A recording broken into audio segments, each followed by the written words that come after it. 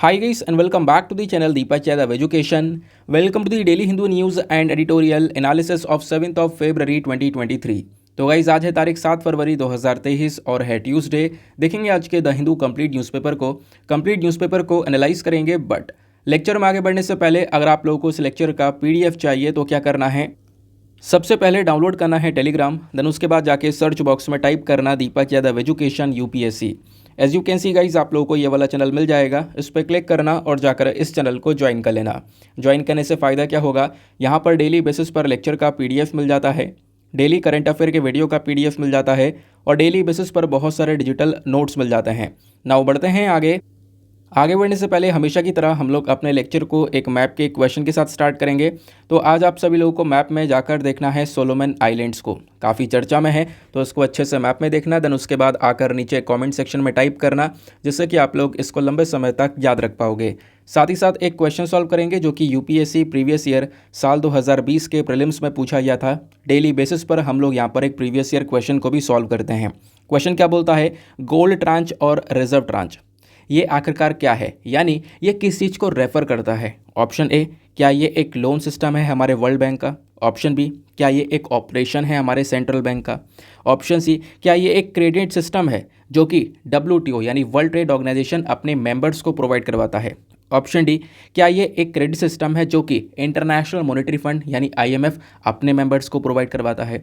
तो इसका सही आंसर क्या है, नीचे कमेंट सेक्शन में आप सभी लोगों को लिखना है और एटलीस्ट सभी को उसमें पार्टिसिपेट करना है, जैसे मैं आप लोगों से डेली बेसिस पर बोलता हूँ। बाय द वे, इसका जो करेक्ट आंसर है वो मैंने आपको टेलीग्राम पर प्रोवाइड करवा दिया है, वहाँ से भी चेकआउट कर सकते हो। और अगर वहाँ पर आंसर नहीं मिलता है तो भी कोई परेशान होने की ज़रूरत नहीं है, वीडियो के लास्ट में इसके करेक्ट आंसर का डिस्कशन हम लोग करेंगे। तो चलो शुभ आरंभ करते हैं और स्टार्ट करते हैं अपने थंबनेल वाले आर्टिकल से। तो थंबनेल में मेंशन किया गया है टर्की के बारे में। टर्की जो देश है वो लगातार चर्चा में बना हुआ है और कल पूरे दुनिया भर में ये कंट्री ट्रेंड कर रहा था। रीज़न क्या है, रीज़न यहाँ पे यह है कि बड़े बड़े भूकंप के झटके देखने को मिले हैं टर्की के अंदर में, और ख़ासकर यहाँ पे 2 झटके जो स्टार्टिंग के थे वो बहुत ही ज़्यादा बड़े थे, जिससे बहुत ज़्यादा डिज़ास्टर हुआ है। इवन आप यहाँ पर एक हेडलाइन भी देख पा रहे होंगे, 2600 से ज़्यादा लोगों की जान जा चुकी है इस पर्टिकुलर कंट्री के अंदर में। तो कल आपने देखा होगा दुनिया भर में यहाँ पर टर्की के बारे में चर्चा की जा रही थी। ये जो मैप आपको दिख रहा है ना, इस मैप में आप देख पा रहे होंगे ऊपर टर्की है, नीचे आपको सीरिया देखने को मिलेगा। तो जस्ट ये वाला पर्टिकुलर रीजन और एक ये वाला रीजन, तो ऊपर वाले रीजन में 7.5 मैग्नीट्यूड का अर्थक्वेक देखने को मिला और जो पहला अर्थक्वेक आया था वो 7.8 मैग्नीट्यूड का था। मतलब जो सबसे पहला भूकंप का झटका आया था ना, वो बहुत ही ज़्यादा हैवी था और जिसकी वजह से डिज़ास्टर बहुत ज़्यादा हुआ है। 7.8 मैग्नीट्यूड अपने आप में मैसिव अर्थक्वेक है। फिर उसके बाद में यहाँ पर दूसरा 7.5 मैग्नीट्यूड का अर्थक्वेक देखने को मिला। एक और आया था जिसके बारे में ज़्यादा चर्चा की नहीं जा रही है, वो इन दोनों से भी हल्का था, ठीक है ना। बट हुआ क्या कि इन दोनों भूकंप ने मिलकर बहुत ज़्यादा डिज़ास्टर मचाया। बहुत सारी जो बिल्डिंग्स हैं टर्की के अंदर वो गिर चुकी हैं। इवन ये जो नंबर आप देख पा रहे हो ना हेडलाइन के अंदर में कि 2600 से ज़्यादा लोगों की जान गई है, ये नंबर अपने आप में मैसिव होने वाला है। बहुत ज़्यादा नंबर में लोगों की जान गई है, ऐसा यहाँ पर एक प्रेडिक्शन किया जा रहा है, क्योंकि ढेर सारी डेड बॉडीज़ अभी भी मलबे के अंदर दबी हुई हैं, उनको धीरे धीरे करके निकाला जा रहा है। तो ये हालात यहाँ पर टर्की में क्रिएट हुए हैं कल के दिन में।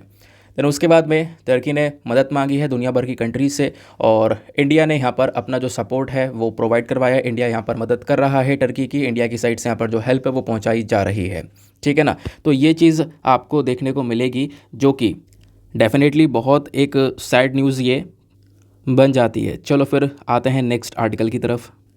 ना जो अगला आर्टिकल होने वाला है हमारा वो GS paper number 3 defence and security के पॉइंट ऑफ व्यू से ये रेलिवेंट होगा। यहाँ पे क्या बात की जा रही है, देखो आज का जो न्यूज़पेपर है ना वो आपके लिए कुछ खास इंपॉर्टेंट नहीं है, क्योंकि आज के न्यूज़पेपर में कुछ अच्छी चीज़ आई नहीं है। तो कभी कभी ऐसा होता है न्यूज़पेपर खाली जाता है, तो आज का न्यूज़पेपर अगर आप नहीं भी पढ़ोगे ना तो भी आपका काम हो जाएगा, क्योंकि जो एडिटोरियल आए, कहोगे एडिटोरियल तो अच्छे आते हैं, हाँ एडिटोरियल हैं, लेकिन वो सारे के सारे रिपीटेड हैं। मतलब ऐसे टॉपिक्स जो हम डिस्कस कर चुके हैं ऑलरेडी और कई कई बार डिस्कस कर चुके हैं। अभी मैं आपको दिखा दूंगा, डोंट वरी, फिर भी मैं आपको कवर करवा दूंगा। तो वैसे आज का आपका एक रिवीजन का सेशन हो जाएगा, आपका रिवीजन हो जाएगा, ठीक है ना, क्योंकि सब कुछ यहाँ पे रिपीटेड है आज के न्यूज़पेपर में। कोई बात नहीं, रिवीजन कर लो, हेल्प होगी। तो ये जो आर्टिकल है यहाँ पे क्या बात की जा रही है कि जो हमारा इंडियन नेवल शिप है INS विक्रांत, इस INS विक्रांत को आप मैप में देख पा रहे होंगे, सॉरी पिक्चर में देख पा रहे होंगे। तो कहोगे यहाँ तो हमें एयरक्राफ्ट दिख रहा है, नहीं, एयरक्राफ्ट जिसके ऊपर खड़ा है ना ये हमारा विक्रांत है, INS विक्रांत। तो यहाँ पर INS विक्रांत रिसेंटली हम लोगों ने तैयार किया है और ये एक एयरक्राफ्ट कैरियर है। एयरक्राफ्ट कैरियर क्या होता है?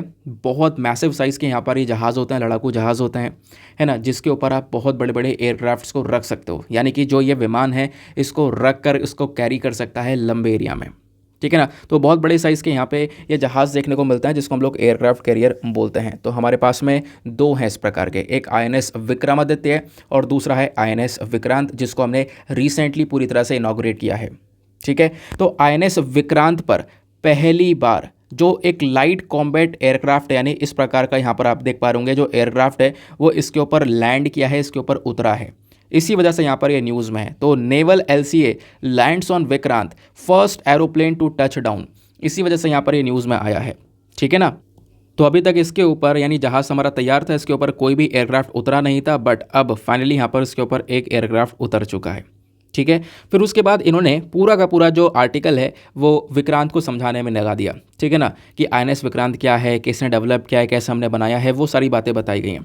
समझाऊंगा, डोंट वरी, एक पिक्चर पर समझाऊंगा, वहाँ पे और ज़्यादा आपको क्लैरिटी आ जाएगी। तो जैसे मैंने आपको बताया हमारे पास में आज के समय पर दो एयरक्राफ्ट कैरियर्स हो चुके हैं। एक तो है INS विक्रमादित्य और एक है हमारे पास में INS विक्रांत। INS विक्रांत जिसकी अभी हम चर्चा कर रहे हैं वो कुछ इस प्रकार से यहाँ पर पूरा जहाज़ आपको देखने को मिलेगा, ठीक है ना। तो हम लोगों ने इसको बनाना बहुत सालों पहले स्टार्ट किया था ना, हमने पिछले साल 2022 में इसको कमीशन कर लिया, पूरी तरह से यहाँ पे रेडी किया, इसका उद्घाटन कर लिया। इसमें कितनी कॉस्ट लगी है? 20,000 करोड़ रुपए यहाँ पे खर्चे गए हैं इस मैसिव से शिप को डेवलप करने में। इसकी लेंथ है लगभग 262.5 मीटर्स के आसपास। मतलब जो फुटबॉल ग्राउंड्स होते हैं ना, 2 फुटबॉल ग्राउंड से भी ज़्यादा बड़ा यहाँ पर इसका साइज़ देखने को मिलेगा। और इसकी जो हाइट है वो लगभग 61.6 मीटर की देखने को मिलेगी। मतलब जो 18 मंजिला बिल्डिंग होती है ना, 18 मंजिला यहाँ पर आप कह सकते हो, उस बेसिस पर इसकी ऊंचाई बताई जा रही है। विड्थ की बात करें, चौड़ाई की बात करें तो 61.6 मीटर की यहाँ पर इसकी चौड़ाई देखने को मिलेगी, ठीक है। बाकी इसका जो वेट है, डिस्प्लेसमेंट टन अगर देखें तो डिस्प्लेसमेंट में इसका जो वेट है वो है 42,800 टन्स के आसपास का। धीरे धीरे हम लोगों ने यहाँ पर इसको डेवलप किया है, कई सारे सी ट्रायल्स हुए हैं। ऑब्वियसली बात है बिना ट्रायल करे ऐसे उतार नहीं सकते हैं। देखो अलग अलग फेसेस आए, अलग अलग ट्रायल स्टार्ट किए है ना, देन उसके बाद में यहाँ पर इसको नेवी ने एक्सेप्ट किया, देन उसके बाद में यहाँ पर इसको पूरी तरह से कमीशन किया गया, रेडी किया गया, ठीक है। और अभी के समय पर पूरी तरह से हमारा जो INS विक्रांत है वो रेडी है, ठीक है। बात क्लियर हो गई। देन उसके बाद में इसकी कैपेबिलिटीज़ के बारे में बात करें, क्योंकि ऑब्वियसली ये एक एयरक्राफ्ट कैरियर है, यानी कि अपने ऊपर विमान को लेकर ये चल सकता है और एक लंबा डिस्टेंस को ट्रैवल कर सकता है। तो इसकी जो कैपेबिलिटीज़ हैं इसको देखने के लिए आप यहाँ पर ये सारे के सारे लाइंस देखो, ये पॉइंट्स देखो। सबसे पहले इसमें कितने मेंबर्स आ सकते हैं? इसमें 1600 क्रू मेंबर्स एक साथ बैठ सकते हैं। लगभग 2300 के आसपास कंपार्टमेंट्स हैं। जो मैक्सिमम स्पीड है इसकी 28 नॉट्स के आसपास की यहाँ पर मैक्सिमम स्पीड यहाँ पर बताई जा रही है। फिर उसके बाद में ओवर 30 फाइटर एयरक्राफ्ट्स, हेलीकॉप्टर्स, उसके बाद MiG-29, कमोव 60, उसके बाद में कमोव हेलीकॉप्टर्स के साथ साथ MH-60R चॉपर, ये सारी चीज़ें यहाँ पर इसके ऊपर आ सकती हैं। मतलब 30 से ज़्यादा फाइटर एयरक्राफ्ट आप इसके ऊपर रख सकते हो, इसको रख कर कैरी कर सकते हो उस जहाज़ के माध्यम से। देन उसके बाद में यहाँ पे बोला जा रहा है medium range surface to air missile, यानी कि इस सरफेस से हवा में अगर कोई दुश्मन है उसको मारने के लिए जो मिसाइल्स हैं वो भी यहाँ पर रखी गई हैं, ठीक है। और भी बहुत सारे वेपन सिस्टम्स का यूज़ किया गया है, ठीक है। तो ये यहाँ पर इसकी एक कैपेबिलिटी है, या फिर आप कह सकते हो ये इसकी यहाँ पर क्षमताएँ हैं। ये सारी चीज़ें यहाँ पर इसमें हमने ऐड कर रखी हैं, ठीक है। ये क्या था? ये है हमारा INS विक्रांत। अब उसके बाद जो दूसरा वाला है ना INS विक्रमादित्य, इसके बारे में भी थोड़ा सा देख लेते हैं। दोनों हाथों हाथ कवर हो जाएंगे, है ना। दोनों के बीच का जो डिफरेंस है वो आपके दिमाग में आ भी जाएगा। तो INS विक्रमादित्य आपको इस प्रकार से देखने को मिलेगा। ये भी एक बड़े साइज़ का पूरा जहाज़ नज़र आएगा। इसकी लेंथ लगभग 284 मीटर्स है। इसका जो वेट है डिस्प्लेसमेंट टन के हिसाब से बात करें तो 44,570 टन्स के आसपास का है। हाइट की बात करें 60 मीटर्स की यहाँ पर इसकी हाइट देखने को मिलती है। मतलब 20 स्टोरी टॉल यहाँ पर देखने को मिलेगा, ठीक है ना। फिर उसका जो मैक्सिमम स्पीड की बात करें 30 नॉट्स के आसपास की यहाँ पर ये मैक्सिमम स्पीड है। इसकी कैपेसिटी कितनी है? 34 एयरक्राफ्ट्स को यहाँ पर ये कैरी कर सकता है, जिसमें से 24 MiG-29 कैरी कर सकता है, 10 हेलीकॉप्टर्स कैरी कर सकता है। ऐसी कैपेबिलिटीज़ हमारे INS विक्रांत की भी है कि वो भी यहाँ पर हेलीकॉप्टर्स, चॉपर्स, उसके बाद में एयरक्राफ्ट्स को यहाँ पे कैरी कर सकता है, ठीक है।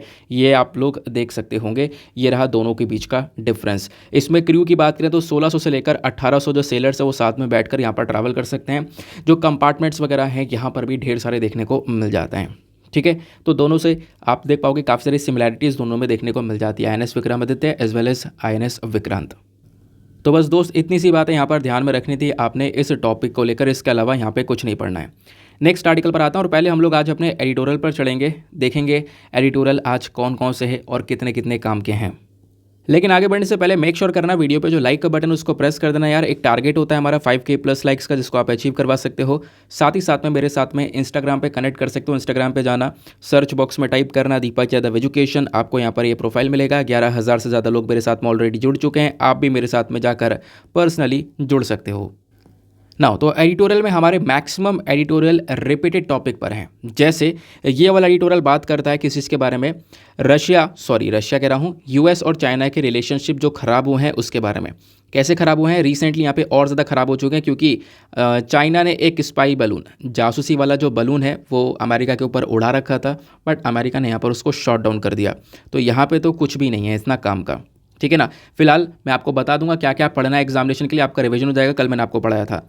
उसके बाद यहाँ पे एक पर्टिकुलर एडिटोरियल है जो कि यूथेनेशिया के बारे में बात करता है। सुप्रीम कोर्ट ने यहाँ पर यूथेनेशिया को लेकर नई गाइडलाइंस जारी करी हैं, इस आर्टिकल में उस गाइडलाइन को सपोर्ट किया गया है। तो क्या है यूथेनेशिया, क्या है गाइडलाइंस, समझ लेंगे। देन उसके बाद में अभी बजट आया है, बजट के अंदर में जो मनरेगा वाली स्कीम है इसके लिए जो पैसा है वो काफ़ी ज़्यादा कम आप कह सकते हो कि अलोकेट किया गया है। तो उससे ढेर सारी प्रॉब्लम्स, देखो पहले से ही मनरेगा प्रॉब्लम फेस कर रहा है और अभी पैसा कम अलोकेट किया गया, पैसे के अंदर कट डाउन कर दिया गया। इससे आने वाले समय पर इस पर्टिकुलर स्कीम में और ज़्यादा प्रॉब्लम्स जो हैं वो बढ़ने वाली हैं। तो समझेंगे यहाँ पर क्या है एग्जैक्टली राइटर के पॉइंट ऑफ व्यूज़। देन फिर उसके बाद में यहाँ पर कुछ एडिटोरियल ये फ्रीडम ऑफ स्पीच के बारे में बात करता है, इसको भी डिस्कस करेंगे कि आखिरकार, हालांकि यहाँ पर इस आर्टिकल में कुछ ज़्यादा ऐसी इंपॉर्टेंट रेलिवेंट चीज़ें नहीं दी गई हैं, बट फिर भी मैं आपको समझाऊंगा कि जो फ्रीडम ऑफ स्पीच है उसका किस प्रकार से आज के समय पर गलत तरीके से यूज़ किया जा रहा है, जो लोगों को फ्रीडम ऑफ स्पीच मिला हुआ है, ठीक है। लेकिन आपको पता होगा हमेशा एडिटोरियल डिस्कशन से पहले हम लोग लेते हैं एक मेंस का क्वेश्चन। तो आज का मेंस का क्वेश्चन क्या है, फटाफट इसको देखते हैं। अभी आपको पता होगा संडे में, यानी कि आज से लगभग 2 दिन पहले मैंने क्या पढ़ाया था आपको, मैंग्रोव्स के बारे में पढ़ाया था, है ना, मैंग्रोव अलायंस के बारे में पढ़ाया था। और मैंने आपको बताया था कि सरकार मिष्टी नाम का एक इनिशिएटिव स्टार्ट कर रही है और बजट में यहाँ सरकार ने बोला था कि हम लोग मैंग्रोव्स की ग्रोथ के ऊपर काम करेंगे। मैंग्रोव्स को लेकर यहाँ पे एक अलग से अनाउंसमेंट किया गया था, है ना, याद होगा आपको। तो उसी के बेसिस पर आपसे क्वेश्चन पूछा गया है और क्वेश्चन आप सभी लोगों को आज ये अटेम्प्ट करना है। रीज़न क्या है, रीज़न यहाँ पर यह है कि यूपीएससी का प्रीवियस ईयर क्वेश्चन है, ठीक है ना। तो यूपीएससी ने यहाँ पर इसको पूछा हुआ है प्रीवियस ईयर में, तो आप अगर इस क्वेश्चन को अटेम्प्ट कर रहे होंगे मतलब प्रीवियस ईयर क्वेश्चन लगा रहे होंगे। तो 2019 में ये सवाल पूछा गया था। सवाल क्या था, discuss the causes of depletion of mangroves and explain their importance in maintaining coastal ecology, ठीक है। जो ये मैंग्रोव्स होता है ना, मैंग्रोव्स मैंने आपको बता रखा है कि जो तट वाले रीजन में जो पेड़ पौधे निकल रहे हैं, है ना, सैलिन वाटर के अंदर, खारे पानी में वो काफ़ी बेहतरीन तरीके से ग्रो करते हैं, उनकी अपने आप में अलग फीचर्स कैपेबिलिटीज़ हैं। तो जो मैंग्रोव्स हैं ये लगातार ख़त्म हो रहे हैं, इसके पीछे का कारण क्या है ये बताना है। दूसरा इसका इंपॉर्टेंस समझाना है कि कैसे ये हमारी कोस्टल इकोलॉजी को, तट वाले रीजन को, वहाँ की इकोलॉजी को कैसे यहाँ पर सपोर्ट कर सकता है ना, वहाँ पर कैसे उसको ये एक तरीके से उसके लिए इंपॉर्टेंट है, ये आपने समझाना है। 250 शब्दों में आंसर लिखना है। मैं एक बार हिंदी में भी रीड कर देता हूँ ताकि हिंदी वालों को और ज़्यादा क्लैरिटी मिल जाए। मैंग्रोव की कमी के कारणों पर चर्चा करें और तटीय पारिस्थितिकी को बनाए रखने में उनके महत्व की व्याख्या करें। तो 250 शब्दों में जब आंसर लिखोगे ना, तो आंसर लिखने के बाद में कहाँ पर सबमिट करना है, टेलीग्राम पर जाना, सर्च बॉक्स में लिखना Deepak Yadav education mains group, full form लिखना, आपको वो ग्रुप मिलेगा। 50,000 से ज़्यादा लोग मेरे साथ में जुड़े हुए हैं, आप भी मेरे साथ में जाकर वहाँ पर जुड़ सकते हो। और आंसर को लिखकर जैसे सबमिट करोगे ना, तो उसके बाद यार एक छोटा सा काम करना, एटलीस्ट सभी लोगों को 2-2 आंसर्स रिव्यू करना है। जब आप सभी लोग 2-2 आंसर्स को रिव्यू करोगे तो बहुत सारे फ़ायदे होंगे आपको भी, सामने वाले को भी। जैसे आपको कुछ इंपॉर्टेंट पॉइंट्स मिलेंगे जो कि आपने अपने आंसर में नहीं लिखे हैं, है ना, इससे थिंकिंग कैपेबिलिटी और ज़्यादा एक्सपैंड होगी। दूसरा, यहाँ पे सामने वाले के आंसर में अगर कोई मिस्टेक होती है तो आप उनको बता सकोगे कि हाँ यहाँ पर आपको एक सुधार की आवश्यकता है। तो इस कोऑपरेटिव वे में वो पूरा का पूरा जो काम है वो किया जा रहा है, ठीक है। आगे आता है, चलो स्टार्ट करते हैं हम लोग अपने फर्स्ट इंपॉर्टेंट एडिटोरियल से। यहाँ पे क्या बात की जा रही है, पंक्चरिंग टाइज के बारे में। इसके जितने भी रेलिवेंट पॉइंट्स हैं, मतलब जितनी काम की बात है वो सब आपको स्क्रीन पर नीचे दिखाई पड़ेंगी, इतना ही पढ़ना, इसके अलावा यहाँ पे आपने कुछ नहीं पढ़ना है। पहले तो मैं आप लोगों को यहाँ पर ये पिक्चर दिखाऊंगा। इस पिक्चर में आपको काफ़ी सारी चीज़ें अच्छे से क्लियर होंगी। ये जो बलून आप दिख रहे हो ना, ये जो बलून आपको दिख रहा है ये एक स्पाई बलून है, यानी कि जासूसी करने के लिए यहाँ पर इस बलून का यूज़ किया जाता है। तो हाल ही में क्या होता है कि अमेरिका ने देखा कि उनके ऊपर, खासकर मोंटेने वाला जो रीजन है अमेरिका के अंदर में, वहाँ पर ऊपर एक बलून उड़ता हुआ नज़र आ रहा है। अब ये जब बलून को देखा गया, रिसर्च किया गया, तो पता ये चलता है ये बलून चाइना की साइड से उड़ाया गया, यानी कि चाइना का है। फिर उसके बाद में अमेरिका ने बताया कि ये जो बलून है ना, ये चाइना का तो है, लेकिन चाइना इससे कर क्या रहा है, चाइना इससे अमेरिका के ऊपर निगरानी रखने की कोशिश कर रहा है, वहाँ पर जासूसी करने की कोशिश कर रहा है, वहाँ से इन्फॉर्मेशन निकालने की कोशिश कर रहा है। इस प्रकार की बातें यूएसए की साइड से बोली गई थी।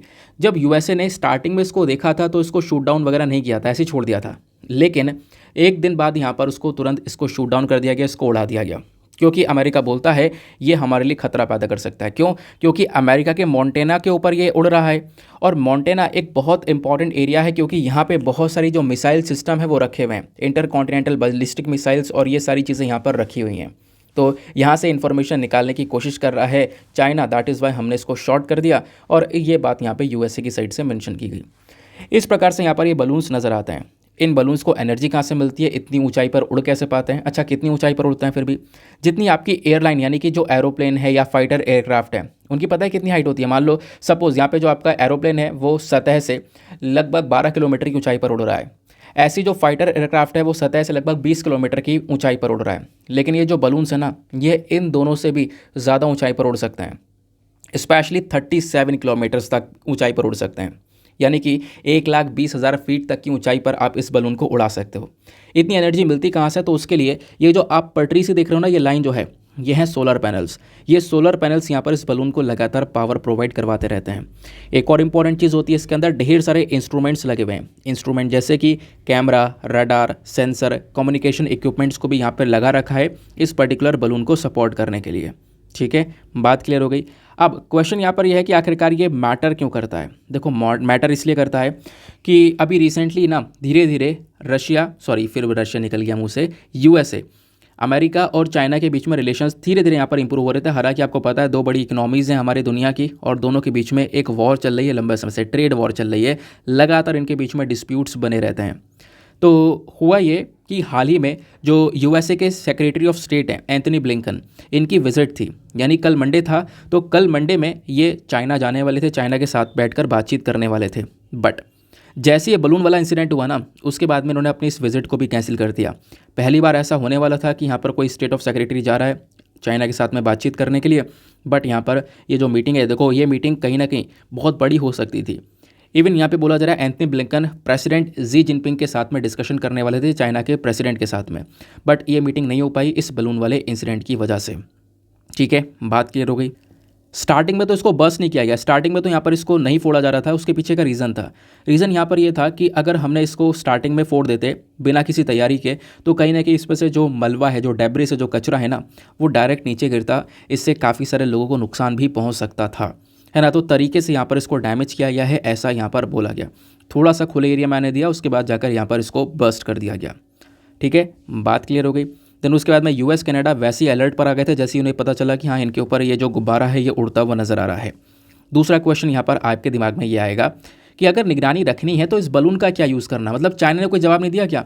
चाइना लगातार गुस्सा दिखा रहा है, चाइना के अंदर प्रोटेस्ट स्टार्ट भी हो चुका है कि यूएसए ने ये गुब्बारा फोड़ा क्यों।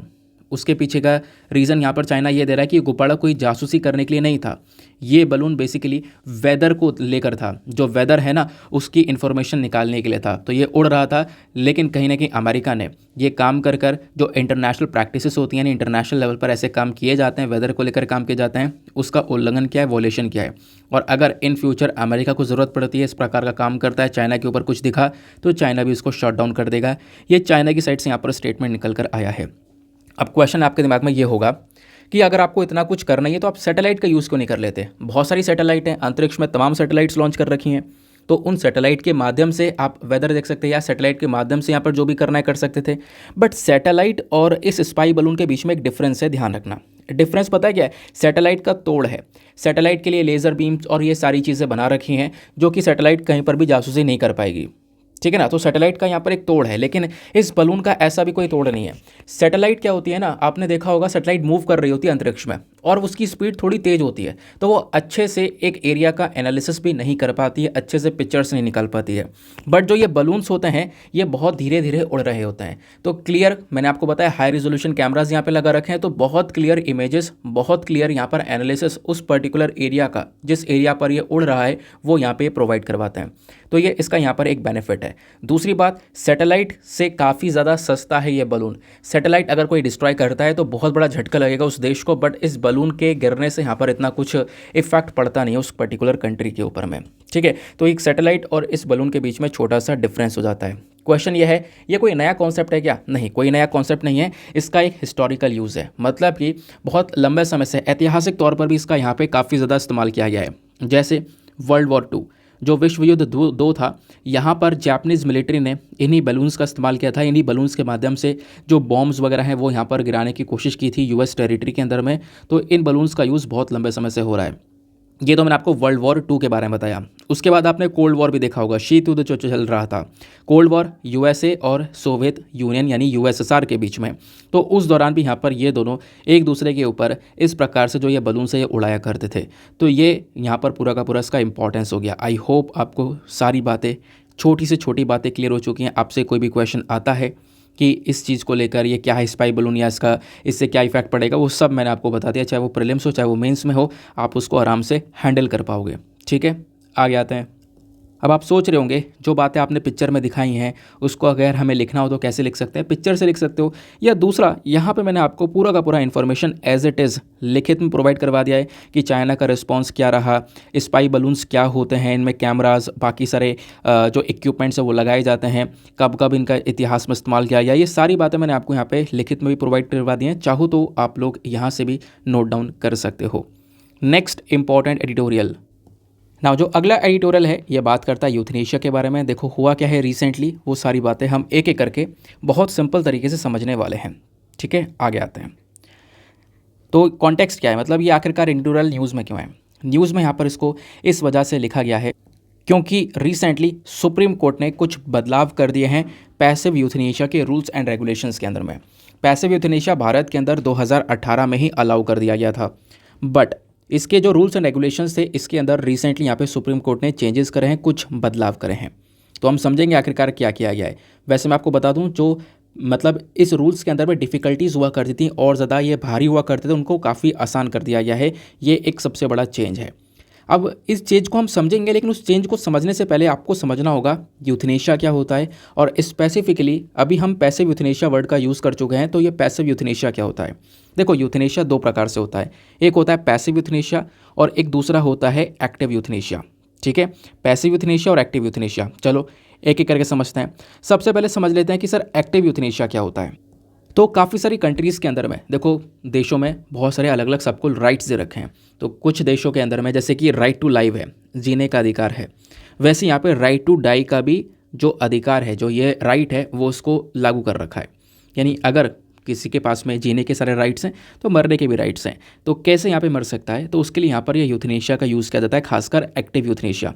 मान लो एक पर्सन है जो कि अलग अलग प्रॉब्लम से गुजर रहा है और उसने फाइनल डिसीजन बना लिया है कि अब मुझे यहाँ पर अपनी जो लाइफ है उसको एंड करना है, लाइफ को ख़त्म करना है, अपना जीवन समाप्त करना है।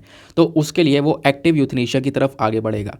अब एक्टिव यूथनेशिया में क्या किया जाएगा, देखो पूरा बोर्ड बैठेगा, सब कुछ डिस्कशन वगैरह किया जाएगा, बातचीत करी जाएगी। बातचीत करने के बाद में यहाँ पर पूरा कंसल्टेशन करने के बाद में क्या होगा, अगर चीज़ें अप्रूव हो जाती हैं तो उसको लास्ट में एक लीथल इंजेक्शन दे दिया जाएगा, यानी टॉक्सिक जहर का एक इंजेक्शन दिया जाएगा, और उस इंजेक्शन से यहाँ पर उस व्यक्ति को यहाँ पे शांत कर दिया जाएगा, यानी कि एक तरीके से वो व्यक्ति जो है अपनी लाइफ को ख़त्म कर देगा। ठीक है, तो ये होता है हमारा एक्टिव यूथनेशिया, जहाँ पर हम लोग एक्टिव इंटरवेंशन करते हैं एक पर्सन की लाइफ को एंड करने के लिए। कैसे? एक एक्सटर्नल फोर्स के माध्यम से, यानी कि एक टॉक्सिक इंजेक्शन के माध्यम से। तो ये होता है एक्टिव यूथनेशिया। दूसरा होता है पैसिव यूथनेशिया। अब पैसिव यूथनेशिया समझ लो, यहाँ पर कोई कैंसर से पीड़ित है, किसी को कोई बीमारी है ना, ठीक है ना, मान लो यहाँ पर किसी को कोई कैंसर है या कोई बीमारी, यहाँ पर वो बहुत लंबे समय से वो बीमारी से सफ़र कर रहा है, लगातार दवाइयाँ चल रही हैं, सब कुछ है, लेकिन क्या हो रहा है, वो ठीक नहीं हो पा रहा है। तो लास्ट में यहाँ पर वो व्यक्ति डिसीजन बना रहा है कि क्यों ना यार मैं अपनी लाइफ को एंड ही कर दूँ, फालतू में यहाँ पर परेशानी झेल रहा हूँ, इससे अच्छा लाइफ एंड कर दूँ। तो ये बात यहाँ पर पैसिव यूथनेशिया के अंदर की जाती है। अगर कोई व्यक्ति बीमार है और लाइफ को एंड करना चाहता है तो वो पैसिव यूथनेशिया को अपना सकता है। इसमें क्या होगा, पैसिव यूथनेशिया का जैसे ही अप्रूवल दे दिया जाएगा तो जो उस व्यक्ति को, यानी जो बीमार व्यक्ति है, उसको जो ट्रीटमेंट दिया जा रहा है ना, वो ट्रीटमेंट विड्रॉ कर लिया जाएगा, वो ट्रीटमेंट बंद कर दिया जाएगा। सपोज़ कोई कैंसर का व्यक्ति है या फिर कोई ऐसी बीमारी है जो कि दवाई पर ही वो जिंदा है, तो जो उसका ट्रीटमेंट है वो हटा दिया जाएगा, बंद कर दिया जाएगा। ठीक है, तो ट्रीटमेंट बंद कर देंगे तो वो पर्सन क्या होगा, उसकी डेथ हो जाएगी, उसकी मृत्यु हो जाएगी। तो ये होता है पैसिव यूथनेशिया। तो इंडिया में एक्टिव वाला तो अलाउ नहीं है, ध्यान रखना, पैसिव वाला अलाउ है। 2018 में सुप्रीम कोर्ट ने इसको अलाउ कर दिया था, बट कुछ चेंजेस अभी रूल्स एंड रेगुलेशंस के अंदर किए गए हैं रिसेंटली, जिसकी वजह से ये चर्चा में है। लेकिन ये तो आपने एक्टिव पैसिव या यूथनेशिया क्या होता है ये समझ लिया। अब डिस्कस करते हैं ओवरऑल यूथनेशिया की situation India as well as दुनिया भर में कहाँ पर स्टैंड करती है। देखो, सुप्रीम कोर्ट की बात करें तो सुप्रीम कोर्ट ने 2018 में इसको लीगलाइज कर दिया था, लेकिन यहाँ पे बोला था ये एक लिविंग विल का मैटर होगा, यानी कि इंसान है, बीमार है, ट्रीटमेंट चल रहा है, तो वो लिख के देगा, यानी उसका एक अप्रूवल होना चाहिए, वो लिख कर देगा कि हाँ यार मैं अपनी लाइफ को एंड करना चाहता हूँ, इसकी एक लिविंग विल होनी चाहिए, है ना। तो तभी यहाँ पर जाकर उसको ये पैसिव यूथनेशिया दिया जा सकता है। ठीक है, बात क्लियर हो गई, आगे आते हैं। अलग अलग देशों में यूथनेशिया की सिचुएशन अलग अलग है। कुछ देशों ने दोनों प्रकार के यूथनेशिया को अलाउ कर रखा है, कुछ देशों ने एक प्रकार के यूथनेशिया को अलाउ कर रखा है, जैसे भारत, और कुछ देशों ने यूथनेशिया अलाउ ही नहीं किया है। For example Netherland, Luxembourg, Belgium, ये जो देश हैं इन्होंने दोनों प्रकार के यूथनेशिया को अलाउ कर रखा है। ठीक है ना, तो यहाँ पर एक सपोर्ट से लोग जो है अपने लाइफ को एंड कर सकते हैं। बात करें स्विट्ज़रलैंड की, तो स्विट्ज़रलैंड भी यूथनेशिया को बैन कर रखा है, बट थोड़ा बहुत यहाँ पे डॉक्टर के असिस्टेंस के माध्यम से इंसान अपनी लाइफ को एंड कर रखा है, एंड कर सकता है, वो चीज़ अलाउ है। बट ओवरऑल आप कहोगे, जैसे आपसे पूछा जाए यूथनेशिया में बैन है, यूथनेशिया स्विट्ज़रलैंड में बैन है नहीं, तो बिल्कुल यूथनेशिया स्विट्ज़रलैंड के अंदर बैन कर रखी है। फिर उसके बाद में कनाडा रिसेंटली यहाँ पे कुछ रूल्स एंड रेगुलेशंस लेकर आए यूथनेशिया को लेकर।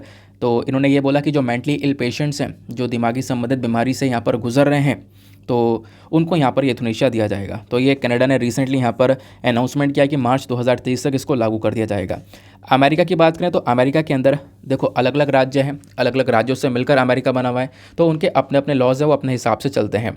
तो कुछ राज्यों ने यहाँ पर इसको अलाउ कर रखा है, for example Washington, Oregon, then उसके बाद में मॉन्टेना, इन सब स्टेट्स ने यहाँ पर यूथनेशिया को अलाउ कर रखा है, और कुछ जगह पर ये यूथनेशिया बैन है, वहाँ पे अलाउ नहीं किया गया है। ठीक है, तो ये तो मैंने ओवरऑल आपको सिचुएशन बता दी है। अब बात ये आती है कि सर सुप्रीम कोर्ट ने आखिरकार क्या चेंजेस करे हैं, क्या बदलाव करे हैं इस पैसिव यूथनेशिया के रिगार्डिंग। आओ इसको समझते हैं एक पिक्चर के माध्यम से। आप लोग इस वाले पिक्चर को देखना है, इस वाले पिक्चर में सारी की सारी इन्फॉर्मेशन आपको बहुत अच्छे से क्लियर हो जाएगी। देखो पहले क्या होता था, यहाँ पर जो सिचुएशन है ये पहले वाली है, पहले वाले रूल्स एंड रेगुलेशन है 2018 के। ठीक है, और ये वाले रूल्स एंड रेगुलेशंस अभी के हैं, जो कि अभी यहाँ पर चेंज कर दिए गए हैं। तो पहले अगर किसी व्यक्ति को पैसिव यूथनेशिया अपनाना था तो उसके लिए क्या करना पड़ता था, यहाँ पे एक प्राइमरी बोर्ड बैठना पड़ता था डॉक्टर्स का, यानी कुछ डॉक्टर्स, एटलीस्ट 4 एक्सपर्ट डॉक्टर चाहिए, और उन 4 डॉक्टर का जो एक्सपीरियंस है वो 20 साल का होना चाहिए। ये बात यहाँ पर पिछले वाले रूल्स एंड रेगुलेशन के अंदर बताई गई थी। मतलब 4 डॉक्टर, उनका 20 साल का एक्सपीरियंस, और ऐसे डॉक्टर मिलना काफ़ी ज़्यादा मुश्किल हो जाते हैं, एटलीस्ट 20 साल का एक्सपीरियंस चाहिए होता था।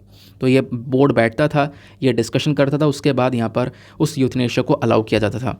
बट ये पहले की सिचुएशन थी, अब यहाँ पर एक इम्प्रूवमेंट हुआ है, इस रूल्स एंड रेगुलेशन को और ज़्यादा ईज़ कर दिया गया है, आसान कर दिया गया है। पहले 4 डॉक्टर चाहिए थे, अब केवल 3 डॉक्टर चाहिए। पहले इन 4 डॉक्टरों का 20 साल का एक्सपीरियंस चाहिए था, अब ऐसा नहीं है, केवल 3 डॉक्टर चाहिए, और स्पेशली इनका 5 साल का एक्सपीरियंस होना चाहिए, बस 5 ईयर्स का एक्सपीरियंस है, स्पेशलिटी है, देन उसके बाद यहाँ पर ये बोर्ड अप्रूवल दे सकता है। अब दूसरी चीज़ क्या बदली गई है, 2018 के जजमेंट में यहाँ पर पता है क्या हुआ करता था कि मान लो ये डॉक्टर बैठे, अब डॉक्टर डिसाइड करते थे कि हाँ भाई ये इस व्यक्ति को ये पैसिव यूथनेशिया देना चाहिए या नहीं देना चाहिए। चलो डिसाइड कर लिया डॉक्टर्स ने। अब डिसाइड करने के बाद में कोई भी स्पेसिफिक डेट नहीं बताते थे कि कब यहाँ पर इसको ये यूथनेशिया दिया जाएगा, लेकिन नए वाले रूल्स एंड रेगुलेशंस के अंदर एक टाइम फ्रेम इंक्लूड कर दिया गया है। मतलब ये बोल दिया गया कि जैसे यहाँ पर ये डॉक्टर्स बैठेंगे, आपस में डिस्कशन करेंगे, देन उसके बाद में जब ये अप्रूवल देंगे, तो अप्रूवल देने के तुरंत बाद ही क्या किया जाएगा, 48 घंटे के अंदर अंदर एक्शन लिया जाएगा, यानी 48 घंटे के अंदर अंदर उस व्यक्ति का ट्रीटमेंट बंद कर दिया जाएगा। अब ट्रीटमेंट बंद कर दिया जाएगा क्यों, अभी पढ़ा था ना पैसिव यूथनेशिया, जहाँ पे ट्रीटमेंट बंद कर दिया जाता है। ठीक है, तो यहाँ पे 48 घंटे के अंदर अंदर एक्शन लेना होगा, यहाँ पे कोई टाइम लिमिट नहीं थी, तो इस चीज़ को और ज़्यादा यहाँ पर क्विक कर दिया गया है। तीसरा यहाँ पर आप देखोगे, पहले जो डिस्ट्रिक्ट कलेक्टर है, पहले तो एक बोर्ड बना, दूसरा काम हुआ, फिर उसके बाद में एक डिस्ट्रिक्ट कलेक्टर भी आता था। डिस्ट्रिक्ट कलेक्टर को यहाँ पर एक दूसरा बोर्ड बनाना पड़ता था मेडिकल एक्सपर्ट्स का, देन उसके बाद जाकर यहाँ पर पैसिव यूथनेशिया को इम्प्लीमेंट किया जाता था। बट आज के समय पर यहाँ पर ये जो दूसरा बोर्ड बनाया जा रहा है ना, ये हॉस्पिटल के ऊपर जिम्मेदारी दे दी गई है कि हॉस्पिटल को ही इमीडिएटली तुरंत यहाँ पर एक सेकेंडरी बोर्ड बनाना पड़ेगा मेडिकल एक्सपर्ट्स का, उनसे भी यहाँ पर अप्रूवल लेना पड़ेगा। तो इस प्रकार के यहाँ पर कुछ चेंजेस करे गए हैं। तो पहले जो चीज़ें भारी हुआ करती थी उसको काफ़ी ज़्यादा आसान कर दिया गया है। आई होप आपको यहाँ पर एक क्लैरिटी जो है सुप्रीम कोर्ट के थ्रू जो रूल्स एंड रेगुलेशंस लेकर आए गए हैं पैसिव यूथनेशिया को लेकर, उसके रिगार्डिंग मिल चुकी है। ठीक है, आगे आते हैं। नाउ नेक्स्ट इंपॉर्टेंट एडिटोरियल आता है हमारा यहाँ पे ये वाला, ये बात करता है मनरेगा के बारे में। ठीक है, मैं कह रहा था ना आज का आपका रिवीजन का सेशन होने वाला है, बस इसमें कुछ अलग से हटकर चीज़ें नहीं आई हैं। तो मनरेगा क्या है, तो इसकी फुल फॉर्म है Mahatma Gandhi national rural employment guarantee scheme, या एक्ट भी हम लोग बोलते हैं। तो यहाँ पे क्या हुआ ना, ये जो स्कीम है इसका मकसद क्या है, इसका मकसद है यहाँ पर लोगों को रोज़गार देना, एम्प्लॉयमेंट प्रोवाइड करवाना। पिछले कुछ समय से कई सारे आर्टिकल इस टॉपिक के ऊपर पब्लिश हुए हैं, आपको पता होगा, आप इसके ऊपर एक आंसर राइटिंग भी कर चुके हो। तो बात यहाँ पर की जा रही है कि रिसेंटली हमारा बजट 2023-24 आ जाता है और उस बजट के अंदर अलग अलग स्कीम, अलग अलग मिशंस, अलग अलग योजनाओं के लिए क्या किया गया, जो एक बजट है वो दिया गया कि भैया इतने करोड़ रुपए 2023-24 में इस पर्टिकुलर स्कीम के लिए हम दे रहे हैं। ये बात हुई, यही तो बजट होता है पहले से प्लानिंग करने का। तो इसमें जो मनरेगा स्कीम है उसके लिए जो अब की बार बजट रखा गया है वो बहुत ज़्यादा कम है। जो अलोकेशन दिया गया है अब की बार मनरेगा स्कीम में वो 60,000 करोड़ रुपए का केवल और केवल मिला है। कितना? 60,000 करोड़ रुपए यहाँ पर बोले गए हैं हम मनरेगा स्कीम में देंगे, जो कि हमारे जीडीपी का यानी कि ओवरऑल ग्रॉस डोमेस्टिक प्रोडक्ट का जीडीपी का केवल और केवल 0.2% ही है, ऐसा यहाँ पर बोला जा रहा है। हमारे जीडीपी का केवल और केवल 0.2% है। तो मतलब इतना कम पैसा आप एमजी नरेगा में दे रहे हो। हमने एक्सपेक्टेशन की थी कि अब की बार थोड़ा सा ज़्यादा पैसा इस पर्टिकुलर स्कीम के अंदर अलोकेट किया जाएगा, बट ऐसा नहीं हुआ। ये बात यहाँ पे राइटर मेंशन करती हैं। राइटर का कहना यह है कि देखो एक उम्मीद लगाई जा रही थी, एक प्रेडिक्शन लगाया जा रहा था, जो हमारा वर्ल्ड बैंक है ना उसके बहुत सारे इकोनॉमिस्ट थे, उन अर्थशास्त्रियों ने एक अनुमान लगाया था कि अब की बार जो बजट आएगा उसमें खासकर मनरेगा स्कीम जो है ना, मनरेगा स्कीम, इसमें हम लोग जीडीपी का एटलीस्ट 1.6% का अलोकेशन देने वाला है। इतना पैसा तो खर्च करने वाला है क्योंकि इससे ओवरऑल हम लोगों को रोज़गार दे रहे हैं। लेकिन ऐसा नहीं हुआ क्योंकि पिछले कुछ समय पर प्रॉब्लम्स इतनी आई कि लोगों को अभी तक वेजेस नहीं दी गई हैं। क्योंकि लोग जब काम कर रहे हैं ना, यहाँ पर अनस्किल्ड वर्कर्स के लिए मनरेगा स्कीम को लेकर आया गया। अब जो मजदूरी करवाई जा रही है लोगों से, उसके बदले में उनको मजदूरी देनी पड़ेगी ना, वेजेस देनी पड़ेंगी। लंबे समय से वेजेस पेंडिंग है। इस स्कीम के अंदर में बहुत लंबे समय से फंडिंग की कमी है और आप ये चीज़ देख रहे हो कि हाँ फंडिंग की कमी है, उसके बावजूद भी आपने इसके लिए एक अच्छा बजट नहीं रखा, एक इंक्रीमेंट नहीं रखा। तो वो बात यहाँ पे बताई जा रही है कि ऐसा जो है ना, ये कहीं ना कहीं एमजी नरेगा स्कीम को और ज़्यादा कमज़ोर बना देगा। और अभी के समय तो ये स्कीम और ढेर सारी प्रॉब्लम्स फेस कर ही रही है। वो क्या क्या प्रॉब्लम फेस कर रही है यहाँ पर देखो, सारी प्रॉब्लम्स के बारे में बताया गया और डिस्कस करेंगे क्या क्या प्रॉब्लम्स इस मनरेगा स्कीम में आज के समय पर देखने को मिल जाती है। तो मनरेगा स्कीम के बारे में पहले कुछ फैक्चुअल डेटा ले लेते हैं क्योंकि एग्जामिनेशन में आपसे पूछा जा सकता है। फुल फॉर्म मैं आपको बता ही चुका हूँ, Mahatma Gandhi national rural employment guarantee act. इसको हम लोग पहले national rural employment guarantee act के नाम से जानते थे। ठीक है, जब 2005 में इसको पास किया गया था, बाद में यहाँ पर इसका नाम हम लोगों ने चेंज कर दिया था। ये जो स्कीम है ये एक एम्प्लॉयमेंट स्कीम है, लोगों को रोज़गार देने का काम करती है। एक बहुत इंपॉर्टेंट पॉइंट यहाँ पर, ये scheme ministry of rural development के अंदर में काम करती है। दूसरी एक और बात जो कि यूपीएससी ने प्रीलिम्स में पूछी थी वो ये थी कि देखो इस स्कीम के अंदर कौन कौन एलिजिबल होगा, मतलब कौन कौन होगा जो इस स्कीम का हिस्सा बन पाएगा। हमारे देश में हर एक एडल्ट मेंबर, ध्यान रखना, हर एक एडल्ट मेंबर जो कि 18+ है वो सब यहाँ पे मेंबर बन सकता है। ठीक, खासकर गांव से बिलोंग करने वाले जो लोग हैं वो सब मेंबर बन सकते हैं इस पर्टिकुलर स्कीम के। इस स्कीम के तहत यहाँ पर उनको काम दिया जा सकता है। तो आपसे अगर पूछा जाए कि भैया ये कोई स्पेसिफिक पर्सन के लिए स्कीम है क्या, नहीं, हर एक एडल्ट मेंबर के लिए जो 18 साल से ऊपर है उनके लिए यहाँ पर इस स्कीम को रखा गया है। ठीक है, अब होता क्या है, हर एक व्यक्ति को यहाँ पे 100 दिन का मिनिमम, कम से कम 100 दिन का रोज़गार देने की बात की जाती है। इसको बढ़ाया भी जा सकता है, यानी कम से कम उसको 100 दिन का रोज़गार दिया जाएगा। जब 100 दिन का रोज़गार मिलेगा, मजदूरी करेगा, तो उसके बदले में उसको वेजेस, उसकी जो मजदूरी वगैरह वो प्रोवाइड करवाई जाएगी। 100 दिन की उसकी टेंशन खत्म हो जाएगी, आप ऐसा कह सकते हो। और ख़ास बात यहाँ पर यह है कि इस स्कीम के अंदर में केवल मेल के ऊपर फोकस नहीं किया गया है, फीमेल के ऊपर भी फोकस किया गया है। तो महिलाएं पुरुष दोनों के लिए यहाँ पर यह स्कीम को ओपन रखा गया है। ठीक है, ये बात समझ में आ गई। अब हो क्या रहा है कि लोगों का जो इंटरेस्ट है ना वो इस स्कीम से धीरे धीरे ख़त्म होता जा रहा है। पहले तो स्टार्टिंग में बहुत सारे लोग इस मनरेगा का हिस्सा हुआ करते थे, बट अब इसको छोड़कर लोग प्राइवेटली काम कर रहे हैं। जैसे नॉर्मल होता है ना दूसरी मजदूरी करना, उस प्रकार का काम कर रहे हैं। उसके पीछे का रीज़न यहाँ पर यह है कि क्योंकि ये स्कीम बहुत सारी दिक्कतों से सफ़र कर रही है। जैसे सबसे पहली प्रॉब्लम है रेडिकुलसली लो वेज रेट, और यानी कि जो लोगों को मजदूरी दी जा रही है वो बहुत कम है। जो डेटा है वो हम लोग को ये बता रहा है कि कहीं पर 264 रुपये आदमी को दिए जा रहे हैं, कहीं पर 270 रुपये दिए जा रहे हैं, 300 रुपये दिए जा रहे हैं, जबकि वेमेन को 205 रुपये मिल रहे हैं, 200 रुपये मिल रहे हैं। तो कहीं ना कहीं इनके बीच में एक डिस्क्रिमिनेशन भी दिखाया जा रहा है, भेदभाव दिखाया जा रहा है। काम दोनों एक कर रहे हैं, महिला पुरुष दोनों साथ मिलकर काम कर रहे हैं इस पर्टिकुलर स्कीम के तहत, लेकिन पुरुष को ज़्यादा पैसे मिल रहे हैं एज़ कम्पेयर टू द महिला। तो वही चीज़ यहाँ पर बताई जा रही है कि कहीं ना कहीं ये एक प्रॉब्लमेटिक चीज़ है। एक तो डिस्क्रिमिनेशन यानी कि भेदभाव, ये तो इसका एक और आप कह सकते हो अलग से एक नुकसान है। दूसरा नुकसान यहाँ पर लो वेज रेट है, यानी कि मजदूरी ही बहुत ज़्यादा कम है, और इस कम मजदूरी में यहाँ पर मजदूर ज़्यादा दिन टिकेगा नहीं। और ऐसा ही हुआ, स्टार्टिंग में तो सब लोगों ने सोचा कि चलो यार 100 दिन का काम मिल जाएगा, एक सिक्योरिटी मिल जाएगी। बाद में लोगों ने सोचा कि यार मजदूरी तो बहुत कम मिल रही है और काम चलो है, लेकिन यहाँ पर मजदूरी कम मिलने के साथ साथ प्रॉब्लम यह है कि टाइम पर नहीं मिल रही है। वेजेस के अंदर जो पेमेंट हो रहा है उसमें लगातार डिले होता जा रहा है। तो इससे अच्छा लोग यहाँ से शिफ्ट करने लगे दूसरी जगह पर। ये प्रॉब्लम नंबर 1 प्रॉब्लम मनरेगा में देखने को मिल जाती है। ठीक है, आगे आते हैं। दूसरी प्रॉब्लम इनएडिक्वेट फाइनेंसिंग। मैंने आपको बता दिया है कि इस पर्टिकुलर स्कीम में फंड्स की काफ़ी ज़्यादा कमी है, पैसे की काफ़ी ज़्यादा कमी है। हमारी राज्य सरकार लगातार यहाँ पे आप कह सकते हो कि इससे सफ़र कर रही हैं। अब प्रॉपर उनके पास में पैसा आता नहीं है, तो प्रॉपर ही टाइम पर वेज नहीं दे पाती हैं, मजदूरी नहीं दे पाती हैं लोगों की। तो लोग काम तो कर चुके होते हैं, लेकिन अब वो पैसे लेने के लिए सफ़र कर रहे होते हैं। ठीक है, तो मैंने आपको बताया पेमेंट वेजेस के अंदर डिले देखने को मिलता है। वैसे यहाँ पे बोला गया कि 15 दिन के अंदर अंदर जो ये पेमेंट है वो हो जानी चाहिए। 15 दिन के अंदर अंदर यहाँ पर उस मज़दूर को उसकी मजदूरी मिल जानी चाहिए। बट कभी कभी हमने देखा है 2-2 महीने 3-3 महीने भी यहाँ पर उस मज़दूर को वेट करना पड़ता है, तब तक उसकी जो मजदूरी है वो नहीं पहुँच पाती है। इस वजह से यहाँ पर वो लोग अब के समय पर शिफ्ट होते जा रहे हैं दूसरी जगह पर। हालांकि हमें करना ये था, अब की बार बजट में हमारे पास में राइटर बोलती हैं अब की बार बजट में हमारे पास में अपॉर्चुनिटी थी। अपॉर्चुनिटी ये थी कि हम इसको बेहतर कर सकते थे। यहाँ पर थोड़ा और ज़्यादा पैसा लगा कर इसके लिए एक अच्छा बजट रखने के बाद में इस स्कीम को और ज़्यादा वाइडर बना सकते थे। ये सारी प्रॉब्लम्स, पैसे वाली प्रॉब्लम्स सारी की सारी ख़त्म हो सकती थी, बट ऐसा नहीं हुआ। और कहीं ना कहीं यहाँ पर ये आने वाले समय पर इस मनरेगा स्कीम को और ज़्यादा प्रॉब्लम्स में डालने वाला है।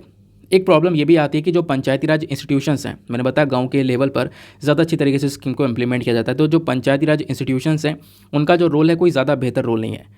वो ज़्यादा अच्छे से काम नहीं कर पा रहे हैं इस स्कीम को इम्प्लीमेंट करने में। ठीक है ना। फिर उसके बाद में यहाँ पर राइटर ने मेंशन किया वे फॉरवर्ड्स के बारे में कि आखिरकार इसका सोल्यूशन क्या हो सकता है। तो सबसे पहला सोल्यूशन है must ensure work is provide. होता यहाँ पर ये भी है, इस स्कीम के तहत कभी कभी काम ही नहीं मिल पाता है, काम ही नहीं दिया जाता है।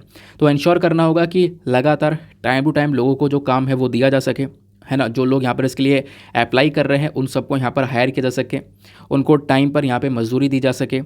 दूसरा यहाँ पे काम करना है इस स्कीम को मजबूत करना। इस स्कीम को मजबूत करने के लिए सरकारी जो डिपार्टमेंट्स हैं उन सबको साथ में मिलकर अपने आप को कोऑर्डिनेशन में लेकर आकर काम करना पड़ेगा। बट ऐसा यहाँ पर रियलिटी में नहीं हो पा रहा है। स्कीम को मजबूत करने के लिए एक अच्छा बजट इसका रखना था, वो भी नहीं हो पाया। ठीक है। फिर जेंडर वेज गैप, यहाँ पर एक और वे फॉरवर्ड यहाँ पे एक आप कह सकते हो सोल्यूशन दिया गया है कि जो मेल और फीमेल के बीच में डिस्क्रिमिनेशन, जो भेदभाव रखा है आपने मजदूरी को लेकर, इसको ख़त्म करना होगा। काम इक्वल हो रहा है, महिला भी काम कर रही है, तो महिला कहीं ना कहीं बहुत कम अर्न कर पा रही है as compare to the male, तो उस चीज़ को यहाँ पर इम्प्रूव करना होगा और महिला को भी एक अच्छा amount as equal to the male वो प्रोवाइड करवाना होगा। ठीक है। तो आई होप आपको यहाँ पर एक क्लैरिटी मिल चुकी है। आपसे एग्जामिनेशन में जो क्वेश्चन पूछा जाएगा ना, वो मनरेगा को लेकर ऐसे ही पूछा जाएगा कि भाई मनरेगा के अंदर क्या प्रॉब्लम्स आज के समय पर देखने को मिले, क्या क्या इश्यूज़ हैं, उन इश्यूज़ को हम कैसे रिजॉल्व कर सकते हैं। यही यहाँ पर एग्जैक्टली आपसे क्वेश्चन बनने वाला है अगर बना मेंस के अंदर तो। ठीक है, चलो नेक्स्ट एडिटोरियल पर आते हैं। नाउ अगला जो एडिटोरियल है यहाँ पर आप स्क्रीन पर देख पा रहे होंगे, ये बात करता है फ्रीडम ऑफ स्पीच के बारे में। अच्छा, हमारे संविधान में आपको पता होगा बहुत सारे फंडामेंटल राइट्स दे रखे हैं। क्या फंडामेंटल राइट्स दे रखे हैं संविधान में? कहाँ पर? आर्टिकल 12 से लेकर आर्टिकल 35 तक आपको यहाँ पे ये अलग अलग फंडामेंटल राइट्स दिए गए हैं। इनमें से यहाँ पर एक फंडामेंटल राइट है आपके पास में, fundamental freedom of speech. Freedom of speech का मतलब यहाँ पे पता है क्या है? सबको पता है कि भाई आपको ओपनली यानी कि खुलकर बोलने का अधिकार है, अपना जो स्टांस है वो रखने का अधिकार है। सरकार के प्रति आप सरकारी कोई सी योजना या किसी चीज़ से नाराज़ हो, उस चीज़ को यहाँ पर अपना एक्सप्रेस करने का अधिकार है। तो हर प्रकार से यहाँ पे आपको जो फ्रीडम है वो दिया गया है। बट कहीं ना कहीं आज के समय में इस फ्रीडम ऑफ स्पीच का ढेर सारी जगह पर बहुत गलत इस्तेमाल हो रहा है, जिसके पीछे आप कह सकते हो कोई लॉजिक नहीं है। और इस प्रकार से यहाँ पर फ्रीडम ऑफ स्पीच का यूज़ किया जा रहा है। फ्रीडम ऑफ स्पीच में भले ही यहाँ पर आपको छूट दी गई हो, ठीक है, राइटर ने मेंशन किया भैया इसके साथ साथ पता है आपके ऊपर यहाँ पे कुछ रिस्ट्रिक्शंस भी हैं। फ्रीडम ऑफ स्पीच आपको कुछ भी बोलने की हमेशा छूट नहीं देता। यहाँ पे आपको ध्यान रखना होगा, हमारे देश की सॉवरिटी का ध्यान रखा होगा, है ना। हमारे देश की सॉवरिटी का ध्यान में रखना होगा कि आप उसको नुकसान ना पहुँचाओ, या फिर आप ऐसा कुछ ना बोल दो कि जिससे हमारे देश के, हमारे पड़ोसी देश जो हमारा खासकर एक सच्चा दोस्त है, कोई भी देश हो सकता है ना, उस दोस्त वाली कंट्रीज़ के साथ में रिलेशंस ख़राब हो जाए, आप ऐसा कुछ बोल दो। ऐसा नहीं करना होता। यानी कि इन चीज़ों, अगर ऐसा काम करोगे तो आपके ऊपर रोक लगाई जा सकती है। फ्रीडम ऑफ स्पीच एक्सप्रेशन के अंदर सब कुछ अलाउ है, बट आपको यहाँ पर सॉवरिटी, इन सब चीज़ों को मेंटेन करना होगा। हमारे कंट्री के फ्रेंडली रिलेशंस ख़राब ना हो जाए, उन चीज़ों को मेंटेन करके यहाँ पर बोलना होगा। नहीं तो फिर उसके अलावा कोई अलग से चीज़ें टॉलरेट नहीं की जाएंगी, ऐसी बात यहाँ पर मेंशन की गई है। ठीक है। दूसरा, यहाँ पे आप अगर पब्लिक प्रॉपर्टी तोड़ रहे हो, तोड़ फोड़ कर रहे हो, वो भी यहाँ पे आपके फ्रीडम ऑफ स्पीच का हिस्सा नहीं है कि तोड़ फोड़ करना। और मेन आज के समय पर वही देखने को मिलता है ना। तो वही चीज़ यहाँ पर ज़्यादातर राइटर ने मेंशन की है। और डिटेल से लेकर चलता हूँ कि एग्जैक्टली यहाँ पर इनका क्या क्या कहना है। ठीक है, आगे आते हैं। इन्होंने ये बोला कि देखो, कोई भी कंट्री ना बहुत तेज़ी से ग्रो करती है, और बहुत तेज़ी से ग्रो करती है क्योंकि वहाँ पर लोगों को बहुत सारे राइट्स मिले हुए होते हैं, है ना। अब बहुत सारे जब राइट्स मिले हुए होते हैं तो लोग सोचते हैं कि हाँ यार, हम एक डेमोक्रेटिक कंट्री के अंदर में हैं। लेकिन बहुत सारे देश अभी ऐसे भी हैं जो कि ऑटोक्रेसी को फॉलो करते हैं। पता है ना डेमोक्रेसी ऑटोक्रेसी के बीच का डिफरेंस। ऑटोक्रेसी यहाँ पर वो चीज़ हो जाती है, यानी कि एक ही रूलर बैठा है जो कि लंबे समय से राज कर रहा है। जैसे रशिया ऑटोक्रेसी है, चाइना, बेलारूस, ये कुछ ऐसे देश हैं। इनफैक्ट बेलारूस जब से बना है तब से एक ही रूलर बैठा हुआ है जो कि यहाँ पे राज कर रहा है। तो ऐसी चीज़ें यहाँ पे नजर आती हैं, तो इसको हम ऑटोक्रेसी बोलते हैं। वहाँ पे लोगों को इतना अधिकार नहीं है, लोगों को यहाँ पे कोई भी फ्रीडम नहीं मिली हुई है, कोई भी छूट नहीं मिली। आप ऐसा कुछ नहीं बोल सकते, सरकार के खिलाफ कुछ नहीं बोल सकते। सरकार के खिलाफ बोला, सरकार आपको गायब कर देगी। इस प्रकार की चीज़ें यहाँ पर बहुत ज़्यादा देखने को मिल जाती हैं इन कंट्रीज़ के अंदर में। तो यहाँ पर डेमोक्रेसी नहीं है, बट डेमोक्रेसी एक खूबसूरती है किसी भी देश की, जहाँ पे लोगों को राइट्स मिलते हैं, लोग यहाँ पे खुल के बोल सकते हैं, लोग यहाँ पे सरकार के खिलाफ अगर कोई सरकारी चीज़ पसंद नहीं आ सकती, प्रोटेस्ट कर सकते हैं। लेकिन ये जो देश हैं जहाँ पर ऑटोक्रेसी फॉलो की जाती है, कोई कुछ भी प्रोटेस्ट नहीं कर सकता। सरकार ने जो बोल दिया वो भैया एक तरीके से वही यहाँ पर पत्थर की लकीर है, उसके अलावा कुछ नहीं कर सकते। ठीक है, तो वो चीज़ यहाँ पे इन्होंने मेंशन की है। तो हमें फ्रीडम ऑफ स्पीच का सही तरीके से यूज़ भी तो करना चाहिए। फ्रीडम ऑफ स्पीच यहाँ पर एक सबसे बड़ा फ्रीडम है जो कि हमारा संविधान हम लोगों को प्रोवाइड करवाता है। लेकिन अगर आप उसको पब्लिक ऑर्डर या हमारे देश की इंटीग्रिटी या सॉवरिटी के खिलाफ यूज़ करते हो तो वो कहीं ना कहीं हमारे संविधान में अलाउ नहीं किया गया है। ध्यान रखना है हमेशा अपने देश की सॉवरिटी, उसके बाद में यहाँ पर जो पब्लिक ऑर्डर है, इंटेग्रिटी है, इसको हमेशा ध्यान में रखना है। ये चीज़ें कहीं ना कहीं नुकसान में नहीं पहुँचनी चाहिए।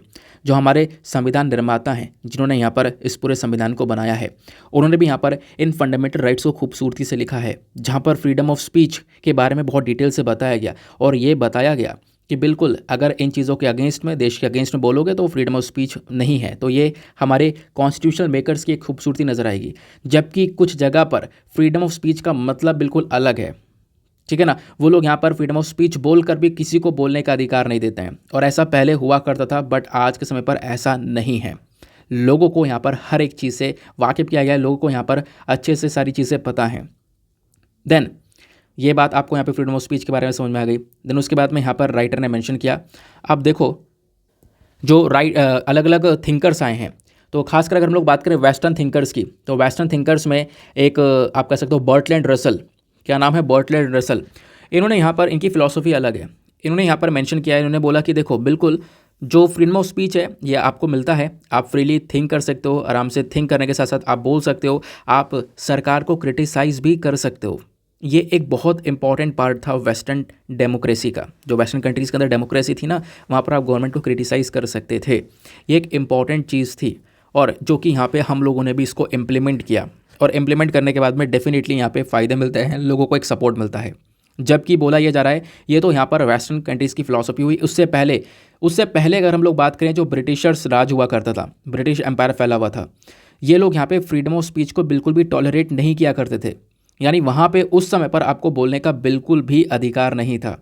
इवन बोला जा रहा है कि 1947 से पहले 1947 यानी देश आज़ाद होता है 1947 में, उससे पहले आपको कोई भी मतलब कुछ भी बोलने का अधिकार नहीं था। आप कुछ बोलते तो आपके खिलाफ में अगेंस्ट में एक्शन लिया जाता था।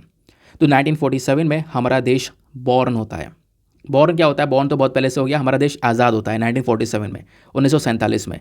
अब देश आज़ाद हुआ और देश आज़ाद होने के बाद में 1950 में, आपको पता होगा 1950 में हमारा जो संविधान है वो साइन हो चुका था। अब संविधान वगैरह सब कुछ तैयार हो चुका है। अब हमारे पास में एक फ्रीडम मिल चुकी थी अपने आप को एक्सप्रेस करने की, जो कि ब्रिटिशर्स राज में नहीं थी।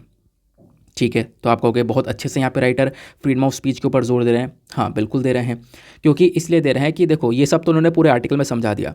अब क्या हो रहा है ना कि फ्रीडम ऑफ स्पीच लोग अपने हाथ में लिए जा रहे हैं। अब लोग क्या कर रहे हैं, आप देख पाओगे मॉब, जो भीड़ है ना, जो भीड़ है वो अपने हिसाब से डिसीजन ले लेती है। इस प्रकार की चीज़ें नज़र आ रही है और ये कहीं ना कहीं बहुत बड़ा खतरा है। इवन बोला गया कि लोग क्या कर रहे हैं, अगर कोई फिल्म आ रही है उसके खिलाफ प्रोटेस्ट कर रहे हैं, तो फिर वो जो प्रोटेस्ट है वो कहीं ना कहीं आप कह सकते हो कि बहुत ज़्यादा बवाल में बदल जा रहा है। थिएटर्स में जाकर यहाँ पे तोड़फोड़ मचा दी गई है, ऐसा यहाँ पर राइटर का कहना है ना। तो ये कहीं ना कहीं एक तरीके से फ्रीडम ऑफ स्पीच का गलत यूज़ है कि आप यहाँ पे प्रॉपर्टीज़ को तोड़ना स्टार्ट करोगे, इवन पब्लिक प्रॉपर्टीज़ को तोड़ना स्टार्ट करोगे। सरकार के साथ आप बैठकर प्रोटेस्ट कर सकते हो, ठीक है। राइटर बोलते हैं आपके पास में प्रोटेस्ट करने का अधिकार भी है, राइट टू प्रोटेस्ट है, लेकिन आप शांति से बैठकर प्रोटेस्ट करो, उस चीज़ को टॉलरेट भी किया जाएगा। एक जगह बैठकर आप यहाँ पे उसको क्रिटिसाइज़ कर सकते हो, आप उसके खिलाफ प्रदर्शन कर सकते हो। लेकिन हमने पिछले कुछ समय पर ऐसे ऐसे प्रोटेस्ट देखे हैं, है ना, बड़े बड़े प्रोटेस्ट देखे गए हैं पिछले कुछ समय पर, जो कि कहीं ना कहीं लोगों के पास में चलो खुल के बोलने का अधिकार है, प्रोटेस्ट करने का अधिकार है, सब कुछ अधिकार है, लेकिन उस चीज़ का गलत यूज़ हो गया है। वहाँ पे प्रॉपर्टीज़ के ऊपर खूब ज़्यादा तोड़फोड़ी मचाई गई है, मारपीट काफ़ी ज़्यादा हुई है, दंगे काफ़ी ज़्यादा बदल चुके हैं फ्रीडम ऑफ स्पीच के नाम पे, राइट टू प्रोटेस्ट के नाम पर। तो वो चीज़ यहाँ पर राइटर मेंशन करते हैं। आई होप आपको ये बात अच्छे से क्लियर हो चुकी है। तो फ्रीडम ऑफ स्पीच और एक एडोलेसेंट इंडिया, इनका एक कनेक्शन क्या है, ये यहाँ पर इन्होंने मेंशन करने की कोशिश की है। फिर ये बोलते हैं हमारी जिम्मेदारी होनी चाहिए, हमें इन चीज़ों को समझना चाहिए और उसके हिसाब से हमें इन चीज़ों को इम्प्लीमेंट भी करना चाहिए। ठीक है, आई होप आपको यहाँ पर एक जो क्लैरिटी है फ्रीडम ऑफ स्पीच के रिगार्डिंग अच्छे से मिल चुकी है और सब कुछ आपको क्लियर हो चुका है। बाकी आज का जो हमारा टेक्स्ट एंड कॉन्टेक्स्ट है ना, वो भी बेकार है, यहाँ पे कुछ भी काम की चीज़ नहीं है, तो आप इसको भी पूरी तरह से स्किप कर सकते हो। तो ये था आज का हमारा पर्टिकुलर सेशन। उसके अलावा दो छोटे छोटे आर्टिकल्स हैं, इन पर भी नज़र मार सकते हो। छोटा सा आर्टिकल है, फटाफट देखकर काम खत्म करेंगे। जैसे यहाँ पर ये बात की जा रही है, इंडिया की जो एनर्जी डिमांड है वो लगातार ग्रो कर रही है। तो एनर्जी डिमांड जो हमारी ग्रो कर रही है, इसके तहत हम लोगों ने काफ़ी सारे लोगों को इन्वेस्टमेंट अपॉर्चुनिटीज़ दी है, यानी कि लोग हमारे इस एनर्जी वाले सेक्टर में आकर इन्वेस्टमेंट कर सकते हैं। हम इस एनर्जी सेक्टर को ज़्यादा से ज़्यादा ग्रो करने वाले हैं। ठीक है, इंडिया की जो एनर्जी डिमांड है वो आने वाले समय पर और ज़्यादा ग्रो होने वाली है, ऐसा यहाँ पर बोला जा रहा है। आज के समय पर 5% की डिमांड है, आने वाले समय पर ये 11% की पहुँचने वाली है। उसके लिए हमें एक क्लीन एनर्जी के ऊपर काम करना पड़ेगा और दुनिया भर की जो कंपनीज़ है वो यहाँ पर, उनके पास में अपॉर्चुनिटीज़ है, वो आकर इन्वेस्ट कर सकती हैं। अभी के समय पर हम अलग अलग मिशंस के ऊपर काम कर रहे हैं। आपको पता होगा green hydrogen, national green hydrogen mission लेकर आए। उसके बाद में हम लोग अभी इथेनॉल ब्लेंडिंग कर रहे हैं। आपको पता होगा ना कि जो पेट्रोल वगैरह है उसमें इथेनॉल को मिलाया जा रहा है, ताकि वो जो पेट्रोल है वो ज़्यादा पॉल्यूटिव ना बने, ज़्यादा प्रदूषण ना करे। इसी प्रकार से ग्रीन हाइड्रोजन मिशन को चलाया जा रहा है, जहाँ पे हमारा टारगेट है कि हम लोग ज़्यादा से ज़्यादा पैसा इन्वेस्ट करेंगे ताकि ग्रीन हाइड्रोजन को प्रमोट कर सकें। ग्रीन हाइड्रोजन समझते हो ना, एक ऐसा हाइड्रोजन, जब हम लोग हाइड्रोजन को बना रहे होते हैं, कैसे बना रहे होते हैं, वाटर में जो पानी होता है ना, वाटर में इलेक्ट्रोलिसिस कर रहे होते हैं, उस पानी को स्प्लिट कर देते हैं, बांट देते हैं ऑक्सीजन और हाइड्रोजन में, ऑक्सीजन और हाइड्रोजन अलग अलग कर देते हैं। और इसको अलग अलग करने के लिए, इसके लिए इलेक्ट्रिसिटी यानी एक पावर चाहिए होती है, और वो पावर हम लोग रिन्यूएबल एनर्जी से बनाते हैं। For example solar energy. Solar energy एक ऐसी एनर्जी है जो कि बिजली का उत्पादन कर रही है, लेकिन वहाँ पे कोई पोल्यूशन नहीं हो रहा है। जबकि नॉर्मल तरीके से हम लोग बिजली का उत्पादन करते हैं तो आपको पता होगा बहुत सारा पोल्यूशन किया जाता है कोयले को जलाकर। तो इस वजह से यहाँ पर सोलर एनर्जी को प्रेफर किया जाता है इस पानी के अंदर इलेक्ट्रोलिसिस करवाने के लिए और पानी को स्प्लिट करने के लिए ऑक्सीजन और हाइड्रोजन में, जिसके बाद हम लोग को हाइड्रोजन मिलता है। मतलब यहाँ पे कहीं से कहीं तक, स्टार्टिंग से एंड तक कोई भी पोल्यूशन नहीं हो पा रहा है, इस वजह से हम लोग इसको ग्रीन हाइड्रोजन बोलते हैं। तो ग्रीन हाइड्रोजन का हम लोग यूज़ कर सकते हैं। ठीक है, तो ऐसा यहाँ पर मेंशन किया गया है। तो ऐसे ही हम लोग जो हमारी ये जो खासकर डिमांड है इस एनर्जी की, लगातार वो ग्रो कर रही है, उसको लेकर काफ़ी सारे लोगों के पास में इन्वेस्टमेंट अपॉर्चुनिटीज़ है, वो यहाँ पर इन्वेस्ट कर सकते हैं। इसी प्रकार से यहाँ पर जो अगला छोटा सा आर्टिकल है इसको भी फटाफट देख लेते हैं। इंडिया और कनाडा के जो फॉरेन मिनिस्टर्स हैं, इन्होंने मिलकर डिस्कस किया है इंडो पैसिफिक कोऑपरेशन ट्रेड को लेकर, यानी इंडिया कनाडा के बीच में किस प्रकार से हम व्यापार को और ज़्यादा बेहतर कर सकते हैं। आने वाले समय में इस टॉपिक के ऊपर और ढेर सारे आर्टिकल्स पब्लिश होंगे, ध्यान रखना, वहाँ पे मैं आपको और अच्छे से समझाऊंगा और डिटेल्स आपको इन्फॉर्मेशन प्रोवाइड करवा दूँ। कुछ आर्टिकल्स ऐसे होते हैं जो कि अगले दिन कवर करना अच्छा होता है, जैसे ये आर्टिकल है। अब आज जो है ना काफ़ी सारी इन्फॉर्मेशन गवर्नमेंट वेबसाइट्स पर पब्लिश होनी स्टार्ट हो जाएंगी, इंडिया कनाडा के रिलेशंस आने स्टार्ट हो जाएंगे, तो तब यहाँ पे कल ही इसको डिस्कस करना काफ़ी बेहतर रहेगा। ठीक है, वैसे आप देख सकते हो कि मतलब कुछ ऐसा नहीं है, इंडिया और कनाडा के जो फॉरेन मिनिस्टर्स हैं उन्होंने डिस्कस किया है कि किस प्रकार से जो इंडियन ओशन और पैसिफिक ओशन यानी इंडो पैसिफिक रीजन है वहाँ पर दोनों मिलकर कैसे कोऑपरेट कर सकते हैं, कैसे व्यापार में दोनों और ज़्यादा बेहतर हो सकते हैं। हालांकि पता होगा इंडिया कनाडा के बीच में काफ़ी सारे चैलेंजेस, काफ़ी सारे प्रॉब्लम्स ज़रूर से देखने को मिली हैं। जैसे यहाँ पर टेंशन जो क्रिएट हुए थे खालिस्तानी ग्रुप की वजह से, खालिस्तानी ग्रुप ने यहाँ पर कनाडा के अंदर काफ़ी ज़्यादा मांग की थी। अलग से यहाँ पर मांग चलती रहती है, जो खालिस्तानी ग्रुप से हैं वो इंडिया को तोड़ने की बात करते रहते हैं, खालिस्तान एक बनाने की बात करते रहते हैं। तो हालांकि इसको लेकर थोड़ी बहुत टेंशन्स बनी रहती है इंडिया कनाडा में, बट उन टेंशन्स का सोल्यूशन लाने का समय आ चुका है। अब दोनों कंट्रीज़ आपस में मिलकर डिस्कशन कर रही हैं कि किस प्रकार से हम अपने व्यापार को प्लस इंडो पैसिफिक रीजन के अंदर अपने कोऑपरेशन को मजबूत कर सकते हैं। ठीक है, तो ये चीज़ यहाँ पे आपको पूरे के पूरे न्यूज़पेपर एनालिसिस में देखने को मिलेगी। आई होप गाइज आपको एक बहुत अच्छे से क्लैरिटी मिल चुकी है, मज़ा आ चुका है, सारी चीज़ें जो भी थी हमने कवर कर चुके हैं और कुछ चीज़ें रिपीटेड थी तो आपका एक रिवीजन हो चुका है। अब फटाफट प्रीलिम्स वाले क्वेश्चन को देख लेते हैं। तो गोल्ड ट्रांच या रिजर्व ट्रांच ये आखिरकार क्या है? तो इसका सही उत्तर है ऑप्शन नंबर डी, एक क्रेडिट सिस्टम है जो कि इंटरनेशनल मॉनेटरी फंड अपने मेंबर्स को प्रोवाइड करवाता है, अपने मेंबर्स को ग्रांट करता है। ठीक है, नाउ मिलते हैं आप लोगों से अगले वीडियो में। आज के लिए bye bye, have a nice day, thank you and जय हिंद।